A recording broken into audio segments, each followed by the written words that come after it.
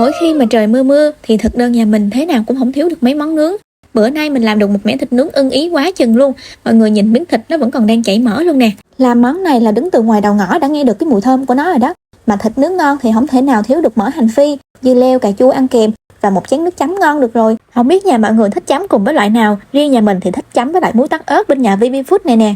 Kết cấu nước chấm thì đậm đặc, vị mặn mặn ngọt ngọt vừa ăn và cay cay nhẹ. Mình để tủ lạnh bảo quản nhưng mà vẫn không có bị tách nước luôn. Nên là mỗi khi làm món nướng hay là món luộc thì đều đem ra chấm cùng hết á. Thiệt sự là chấm đến đâu là cuốn đến đó luôn á mọi người. Đây đúng là một trợ thủ đắc lực, giúp chị em tiết kiệm được thời gian trong gian bếp, cũng như là mang theo khi đi du lịch thì rất là tiện lợi. Hiện tại mình thấy đang có chương trình combo 2 chai. Mọi người có thích cái loại nước sốt này á thì có thể bấm vào giỏ hàng để lên em nó về nha.